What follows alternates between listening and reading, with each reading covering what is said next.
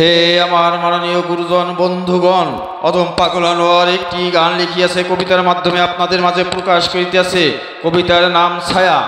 আপন ছায়া নিজ অধীন করিয়াছেন যেই জন, মাটির মানুষ কি আর থাকিতে পারে সেই জন, মাটির মানুষ কি আর থাকিতে পারে সেই জন।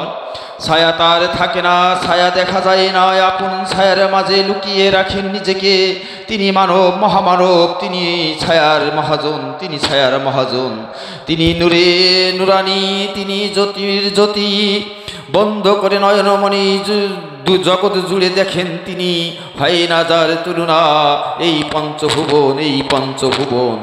দয়াল নবী নূরের নবী, তিনি অমর, তিনি সবই, তিনি সসীমা, তিনি রবি, তিনি অনন্ত কাব্য গ্রহন্ত, তিনি অসীম, তিনি সসীম, তিনি সৃজন, তিনি যোজন, তিনি যোজন।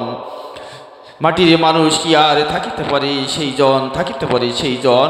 আপন ছায়া নিজ অধীন করিয়াছেন যেই জন, মাটির মানুষ কি আর থাকিতে পারে সেই জন, মাটির মানুষ কি আর থাকিতে পারে সেই জন, মাটির মানুষ কি আর থাকিতে পারে সেই জন।